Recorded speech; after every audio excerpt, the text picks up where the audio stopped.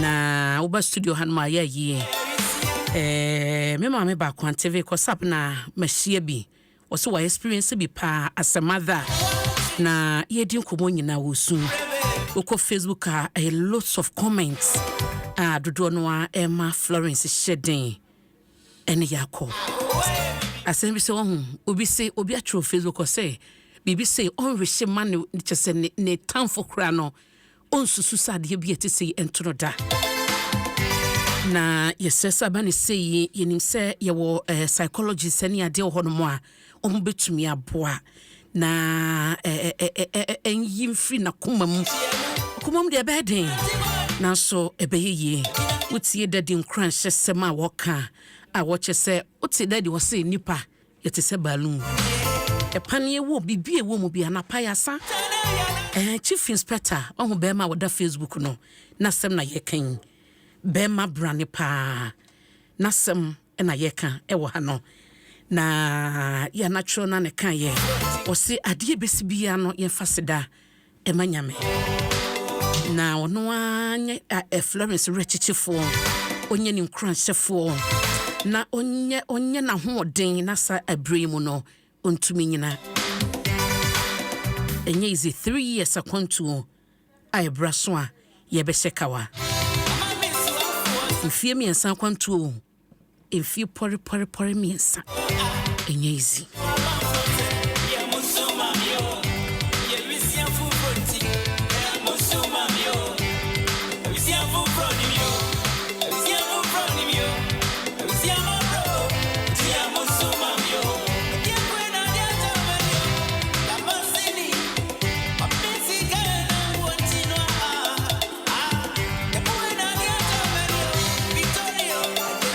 yebeto aso na yebekwa unse yehwese yebekọ atim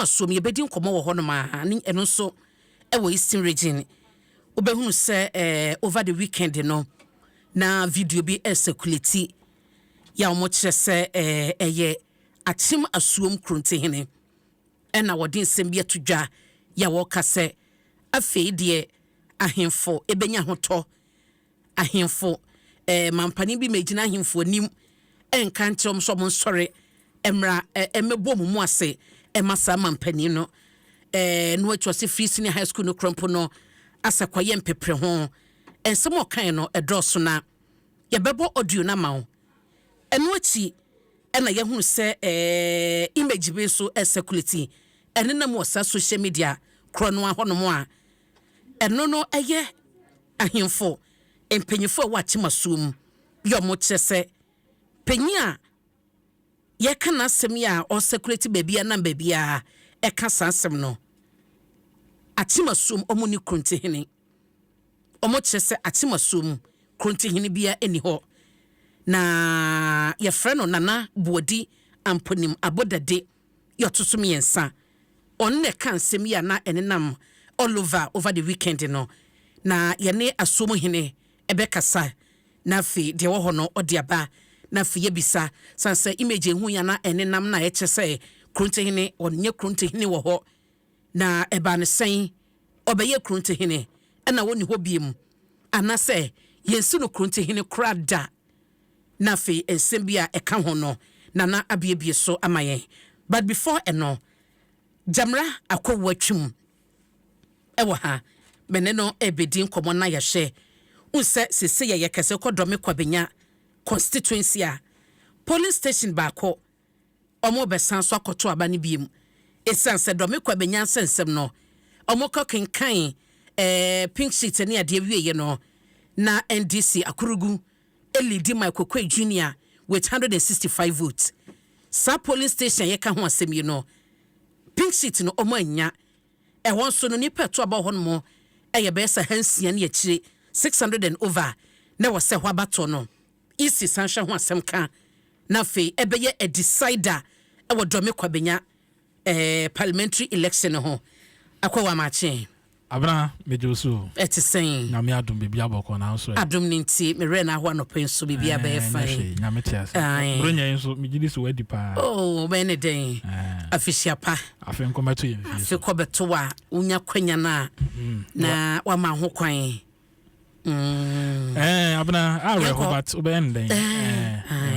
Your share constituency 9 isi di hujuma high court ruling akọ supreme court ma yenchimu ni nyina tofa bo de na ekoso abna ma menase nza da ye kwoto aba 7 December no ka abato mpesua dumienu a yentumi ehunu nipa a wodi nkonim ho nti obehwa asuhum ni akwatia ne fanti akwa north nyina na eka ho na domekwa benyanom ne de wobobo so nyina na ye no na abato komisan no ye se sa abato mpesua dumienu no da na wo mo eto aba no wie ye no pentim bisi wo hono nti yentumi ehunu nipa a odi nkonim nti isi na nkasa with the pink sheet awowo we say isi nso won copies of pink sheet a ye to aba no nti omo ankasa per de omo pink sheet omo no ekeka bomu ma omo declare fanti akwa north akwatia ene suhum nyina ema NPP nti saa 3 ni free 12 no esa abeka 9 nti 9 no ena NDC fo no ehwedi no mu hunu se dabi adenti na ya to abawie na police station ho na collation center ho no isi ya declare wie na afi wasa afa chire kwakoye recollation NDC fo na antiase entomo de injunction koto so e high court enti high court ho no ena judge no tena ase na ohunu se dabi asem no a NDC de ba ye no a enu nti omo gina so se omo stop easy from recollation eni nyina so nti obotugui ena ma easy ne kwan se easy be kwakoye recollation okay nti on the 21st of December ena easy ekohia ye wo ni old headquarters ho no ena oye recollation for nti ho no constituency easy ye no Tema Central Obuasi East ena Tachiman South Ablekuma North Kaikwe Central ena oye Ahafuano Southwest Ahafuano North nti oye ni nyina wiye no ena dano returning officer wo Ablekuma North no ka say NDC for the MPP for the pink sheet aba NDC mfa omo de mai pink sheet na MPP de ba ye no so enso the number of polling stations also munya ni nyina ma omutumi de keka bom because baby a omo gluko sie ye no na eja to ya ni nyina ye de ben ehye ye no enti wono no the number of pink sheets owo as at dano mo recollation entumi mani declare ni pa odi nkunim enti nya de obetumi atoa recollation so bim to ja ni nyina de ko hye isi ni nsa se isi ni nedwuma okay ena do me kwa benya so dano mentemi ho asisi enti omo so ntumi anye recollation no enti de ko ba ye ne se isi no recollation for 7 constituencies on that day ene ka do me kwa benya ene Ablekuma North enti sa 7 ni nyina omo ye recollation ni nyina MPP 5 ene NDC said dabi omo nti ase se adenti ena high court no edikan no nipa na omo de NDC for no omo de asem no court no omo parliamentary candidate no a omo ye asem no declaration na high court no gina na high court ni si be affect wo mo no ya omo kwan ama omo ameka omo asem e wo court enti omo de call supreme court enka bi ma wo mo enti nano fiada no supreme court tenase ena yewura Godwin Eduji Tamaklo ya onu gina mu ma NDC no edi tu bia say ukọ emremu a natural justice ya de ehuhia pa enti omofre bibi Latin gas omofre no all the outram partem emu odupa minim se ekire se nipa mienu nya asem a so wuti afanu mienu ni nyina nti emfa waso ba ko nkuti enti ono gina no so e de ko dan supreme court say ade no a high court no aye na wa ma NDC parliamentary candidates ne kwan ma o ma meka o ma asem no because the decision of the high court no affect o directly because omo na ekwa ko gina parliamentary omo ye party to it enti enya dia asem na high court di ye no afi lawyer edugitama klokra sa aka say o share high court no say ni usi ye ne judge ni say ni usi ye ne nneoma ne say ni usi handle asem no as o ye bias etia NDC for no nti omoji sa really ni tuma enye yampa Justin Amenuvo ya onu gina mu ma isi no so ka say ase edugi asem ho de ba court no wo jese nkrata na akra na de ba court no enu nti wo sere Supreme Court say onyina so emfa nka bi ma no wo de no ato nchen ena wo boso bo a chese kwa edu a eni nyina so nti Supreme Court no mo ntie na asem Gary ni makoma afon no so egina mu ma NPP no ya omo ne second respondent no enso efo a isi lawyer no na asem no so nti Supreme Court to egina be say don hwere miensa ekonan ena omo san baaye no ena Justice Poaman ya ono ena presiding judge no we na unanimous decision mu nyina ne sisa gina no edu tu dwa say ampa say high court judge no etumi bua asem no wabra wa ama NDC parliamentary candidate no kwan ama womo anka wo masem de a eze ni nyina so nti okọ na chi ekohwe emra the same cases are akoso bi say 2001 how Yakubu the bi baaye ya ono kra no ana onye party to the case no court Supreme Court friend no ana court no friend no mana kwanya mo be kan na se it is a high court judge no etumi bu asem no wabra wa ma NDC for no kwan ana candidate no kwan ma omo wantie wo no mo de a na je say enye ne kwan so a enti recollection na is ye no emu 4 constituencies de ojitum enye yi enti isi ensanko ana say NDC for no ensanko high court to biem omo up to ochina omo fa omo case no ensanko high court to biem na high court judge foforo different from the omo tena ba ko so na odi kan tena so no ma recollection really no onyo no na san tena so different person bra na fe yama parliamentary candidates say 4 constituencies there sa recollection na is here no Supreme Court abegu ablekuma north hompo de ya anye so mantumi anwi no mtachi man south o ma batu egu tema central o ma batu egu and there is one other constituency me hwe na media to do okan central yes sa constituency 4 no o ma boni nyina atu egu nti isi ni nsanko NDC nsanko high court ni ma the parliamentary candidates for these constituencies emra no mo so meka wo masem under a different judge so judge ni tie wo masem no ye ntoto ye no hunu sa ampa still na wo say ye recollection and so na isi asa akobiem akoye recollection foforo e dey amasa constituencies but obuasi isi ni so ma do agire ne afo ano southwest na afo ano north na isi e declare omo ye recollection dey e hono dey agi atom say hono dey ne kwanso because wo hwe e bi ho no ma obuasi isi say dana na omo eto abawie ye no a omo declare na returning officer na akra dana we recollection o catch and central for say na the two ne aseka gina no so and we declaration into no ono no de na sem no emu da ho but ye wie ye no na just do me kwabenya enka cases no a NDC the court no because ono de na dano kra na ye recollection no man start kra into no ono de na encounter isi no sa hye se ne nyame adoma me de twa mu no omra na omonye do me kwabenya recollection enti yikopie mu ho koye na mentem ho ase asori NDC for no emeki case bia omo kire se in fact MPP ne di kan make case no a Michael Kwe kire se do me kwabenya ekit over 300 polling stations na emu 88 de eda no aye to aba no mu ye collation no 88 pink sheet bi o mo de be kan ho a na ni anye ho to gidi se no ka ho bi eno NDC ne no overtaking no nti ye recollection na yenye sa 88 pink sheet no yetu eno no omu collate but Michael Kwe ne se ne bonyo so say omu yes constituencies no nioma bi ankoso wabra no mo ye those omu pilots are constituencies 88 no polling stations 88 na bomu no nti yen start wo na NDC for ne se da bi dano a omu to aba no pink sheet miensa eno mantumi anka amom nti ho eno so mo start free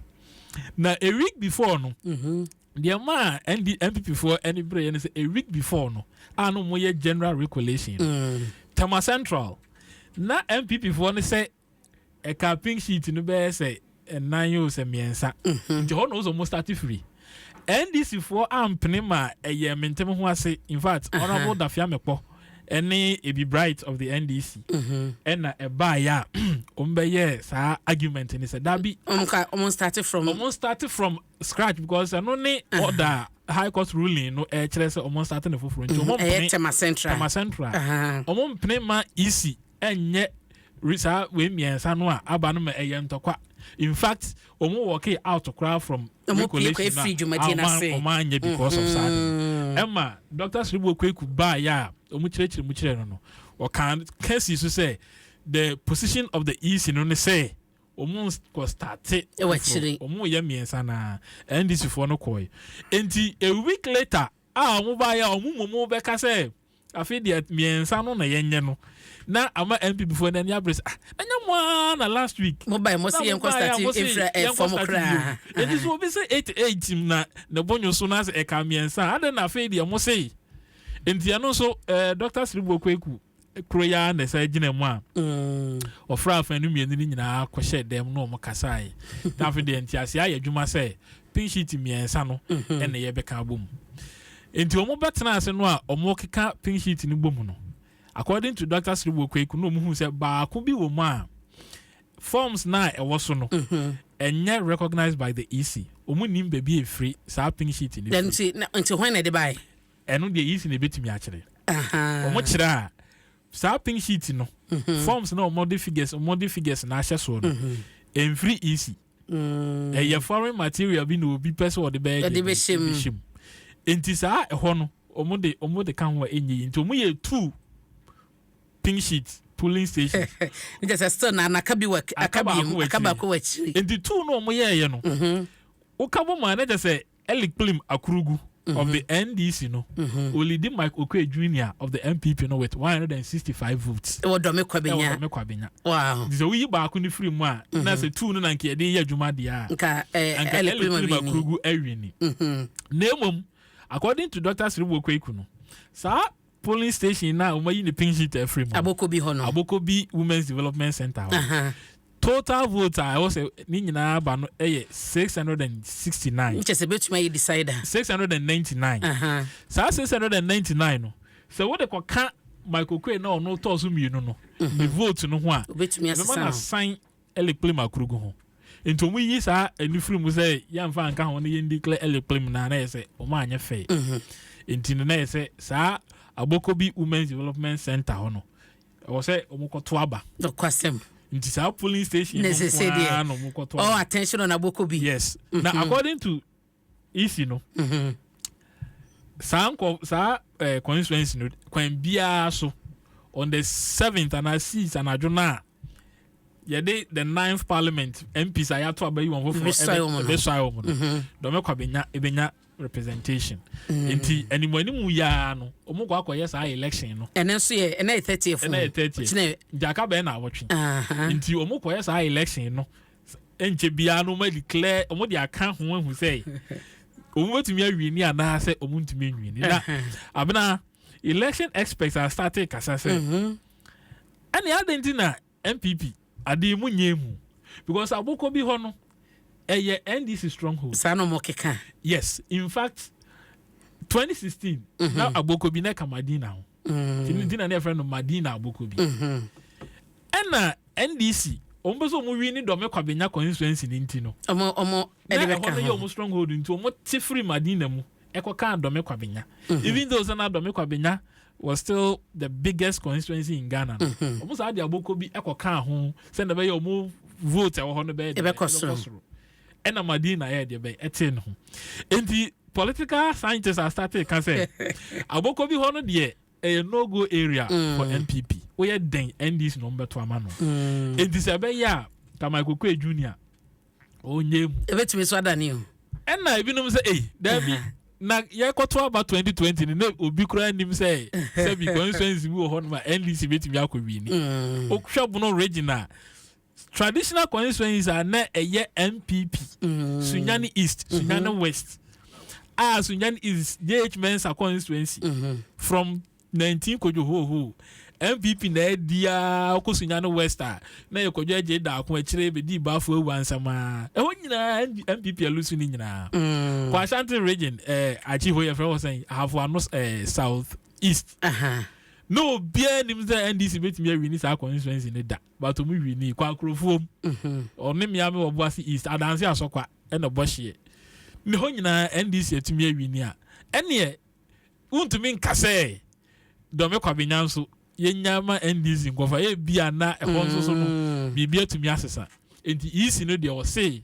ehon no obekwa akotona obekwa akoye election no ho ena NDC for say dabi adenti na also akoye election e wo say ehon because ye regulation awie isi problem or according to NDC no is omokeka figures boom NDC say every 2020 easy omunim calculation yes omokeka boma no mo the figures number adechia no masa koye foforo nti on be so mo san keka mo bi mana nti NDC say there is no need to be regulation omangasa regulation na NDC for na so omaye no nti eno na onye tu eno ye no kre nti mo wasi bia nim so omo ya omo according to omo de no Eli Klim kura leading Michael Quay with over 1,000 votes. Enti ehun hia say easy be kwa akoye election. Say easy. Omo de no mo kana boko bi ka ho. Omo de ho na ka ho. Say easy problem with a year. Say omo keka figures boma. Omo NDC for no mo nkyere wo. Enti easy de o say na obekwa akoye sa election no. Enti ye hwe say sa election no be baso na say you can say the isi mfa date bi amai da umbekwa akoto aba no isi mfa date bi amai okay and they say sa constituency 4 year Supreme Court declare no you betimi aka say ansha na 7th January the NDC omantumi enya representatives reps ho okay say isi no they say afi na asem no ebe court afi na NDC Supreme Court mo up to China so mo go court say high court judge no ka say or ma each individual cry a day to present their case na say ebe say 4 days 4 days and sign na ben na easy be say akoye high court judge ni be ma ruling easy as akoye regulation enti no anhwe ya na ehon de e bi so amekai say chief justice Eden Krata Babontia Oma directive court ahodo a was disputed areas no omontina so empo wanaju 8:30 nyina se de be ya ebe content ma bibia nkodile nti bia abina de oka no no kuro but say ya nya president bebre o Ghana so ahwe ayewaso west wo gona I think was it the year 2000 or 2000 e call to say NDC ni wo ho na wi ni seat MPP ni wo no kire say seat ni niam bia nko enu medical ma NDC nti asam no call court for 4 years in fact yeah about 2004 about one answer na court no declare say MPP ni na wi na NDC ni wadi MPP enti ama esuro kakra oba say we dey massa justice dey atu dwane ye hwene mu kwan say ombetumi edi dwuma na ye hu nipa odi nkunim ti abena generally dey esie no ba me nkotweme na me ne Madi Jibril eni enkomo e wo ha NDC ba no mpanyifo mo hya bato ho nsem no a odi mu akotene pa Madi mache abna me dey so let's say na domboko afisia panso sisi no na no matata sense na emo la mama na say yen share constituency se ho sensem till date asaye back and forth makọ court ama de mo de kodan court no o de amamo yes say no high court e be san atena sem no so how swift and mo hye se e be ko san se na 30th more less than best 6 days na 7 days e was am diwie na declaration kwansa na swearing in na the government here we take for anokwe eba court nsensem beka say be train the court beka but mintia here from the Supreme Court beka say the obetna asem no siri na no one kan who say on the 7th ebeye na na ntimi wie issue no ansana ya nya candidate and said MP elect to go in for the swearing in.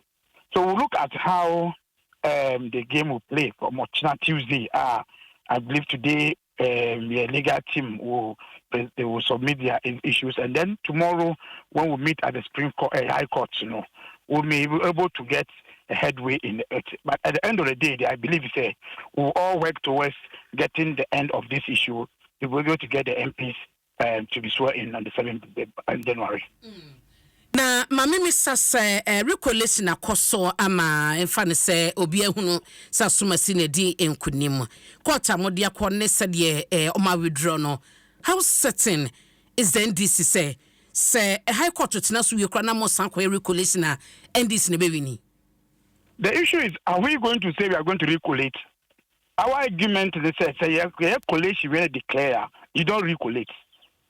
That's the argument. So we want to see the reason I was behind that. Say I collation if somebody can recollate.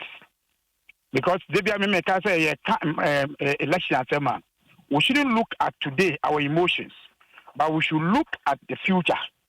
Why ensure you in the future? If certain things is allowed, we may not even have elections. Because I can decide, Sabina, me call elections, Abina me penasem. In me pevena can say, ma declare, can say, declare, me say, they be me penny, me call recollation bill. Then we'll end up doing collation and recollation, without the laws working with us. So when we are fighting, say, law in either it affects the NDC or not, we should do the right thing for the sake of tomorrow. And that's the NDC stand. And whether they are going to recollate or not recollate, what the court will say tomorrow will be what we are going to use. Na sa recollation on a day asumdie ne ntiase beba na all parties akomatomo yema still na no momo de ne say once ya declare no ense sa recollation bi asi sediment be ho ase beba de basabasa beba no. That is your stand. Only say yen pesa basabasa be si no, and that is why we going through this router. Yes, idea. They make us say 137 crap. Obi kwa we ballot papers. Parliament no. You born with the same or the two guy. And yet when we have more than 180, but we want the peace. We want the future of our democracy. Our elections work to be done well, and that's why we went to do so. So let's see what tomorrow will be after the court tomorrow.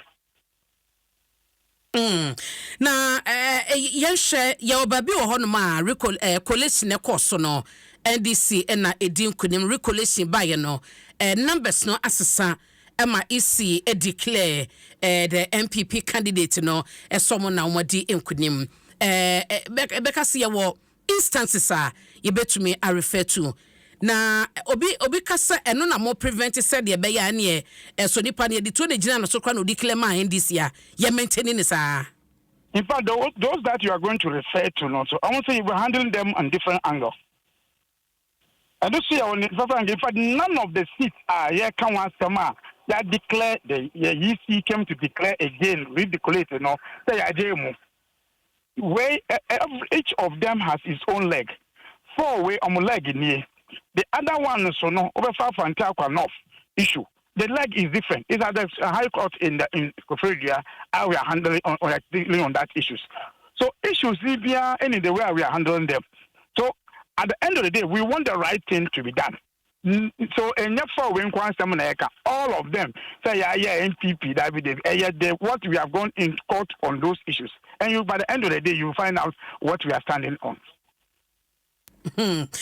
Na recollation na ye kan argument no and say when your first time ya o minor witness bi ewo yabato mu isi ababe defending ho amamo instances aye papa afrejan ye bi ene ade inteba ne se ne de mutia recollation e de akokot in fact electoral commission misled the country when they gave that examples on that day.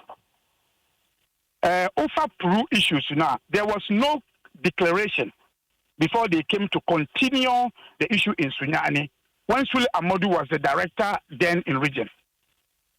Hello? So what you are saying?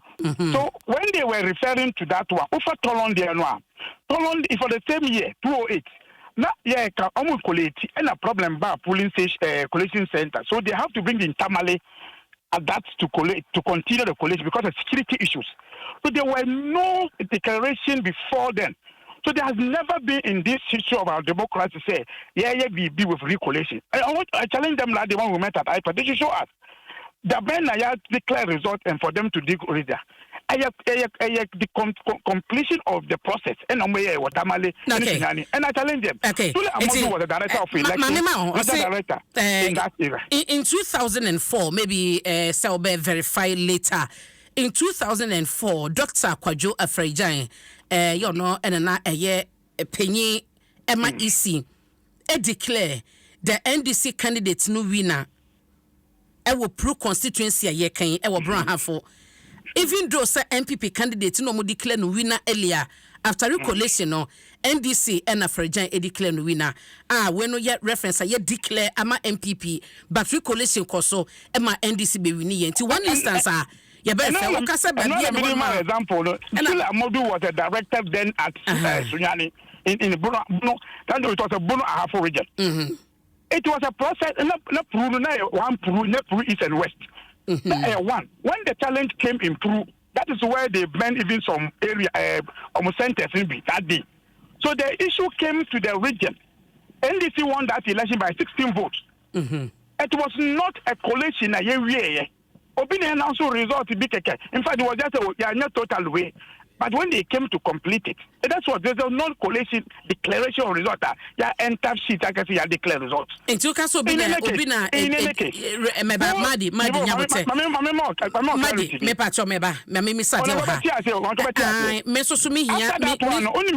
we have now changed our CI to 127. In the law, no count so no. Only two be any argument. Share 2 and 2 more. Do we have any recollation that in that space? When you use a bad law, a law be a you don't use that one when the law has changed. Okay? You don't use it. So why are they using another CI rule to judge another CI rule? Are we using? Did we use 127 in that elections? Okay. But Madi, mame fa nkwadro me kwabenya constituency Abokobi police station akwa Abokobi Women's Development Center say the hono na eba the deciding police station ama 2024 parliamentary election so e wo hono no eno de makoma tomoyem moma kwan esabato no sankoso na rerun. Okay, so no so by no although there was a video of declaration but we met at the IPAC political parties in the MT on the issue of Adom Abinya and Ablikmanov. But conclusion on the Abinya and said, even though there was all the list entered, by electoral commission returning officer at the time of finalizing it, now we need 3 pink sheets. So the question is, how did he get the result to input it? That's the question. You understand electoral commission stand. So for electoral commission, and no any completed process. So we can say you want to complete it. And it's a be pink sheet naturally says that pink sheet never to be used on Mambra. The NDC the pink sheet by both electronics and hard copy. MPP and FAMBA, but they at the end of the day we analyzed it and accepted say the NDC buy a hard copy the same thing I did Petraba. So we accept 2. So we use the 2 to input it to continue the process. But the Baku, I don't know, and copy our pink sheet for elections because Amuka say pink sheet essay at the polling station. So the returning officer, presiding officer, no, Amuba collection center and our use specimen sheet. Actual results was so just to keep the results. But technically, this is say so that result cannot be entered. Now, pink sheet in a more copy and 9 people. The statement sheet will only duplicate also. Okay. Only duplicate. Because they only duplicate. So you cannot use that one at times to do your argument. It can be admitted in argument if the 2 parties at the polling station at the point say, oh, you went here, to sign also. Okay? So once there's nothing that to commit everybody in that process, you can all as well say, okay, and the difference in between the calculation as I get a calculation now 165. Now, so only 165 no to but win it, which is the MDC candidate winning elections, However, I got one polling station. So what is our polling station results in more it will add more vote to say the NDC candidate. Or if you give it to the MPP, it will now turn the MPP to win the elections in that polling station. In Sebasanoa, then you have to go for rerun per the guidelines and the electoral process. So and not an electoral commission editor just say rerun in that polling stations, Okay. So that is the guidelines, the directive of the electoral commission. Because and again I've said a wise decision for me, as if I have been, maybe MPP will not understand that one because they want to come and fight a losing fight. But Gino could have understand and say, this is battle, he will not win it. He will not win it. He could have saved the country, Ghana, and say, okay, on my Ghana, there's a more time again. As long as I can, some time back, you say, once you have a life, you have the future, no? One polling station, which you have lost the polling station already. That's one. Two, there's nothing that will change that polling station, even if everybody votes. The MPP wins by even 100 votes in that polling station, and they still win the whole constituency. Because 165 votes to be that. So the NDC is going to be counting from that 165, to add up their numbers in that polling station. So I'll be surprised. I don't know. Maybe by the time he will reason up and say, for the sake of a minor is to save money and everything. No, I'm not contesting. We are not going more to contest then this issue. But at the end of the day, this will win that seat no matter what. Okay, but initially, bra, is see the Sansusuye Baye, a sober rerun. Now you're computer more directors of election. Na asomoni isi enya dwenafedie have you agreed money isi ejina fa kose rerano enkoso ana Madi they say for the sake of peace of this country we'll agree to go to that process of a rerun of that election. So for the sake of asumjene dia other than much man so other constituencies a recolition here. For the sake of Asumujini into no is a recolition here into mana. Now the justice is back Asumujini. So for the sake of peace, it will do justice to go to rerun that election. Moshe neko in mu favor dia for the sake of Asumji. But in favor dia, you can't tell me somebody that's wrong. Madi oho. Any elections or you what? Madi online no titiko minim di entia.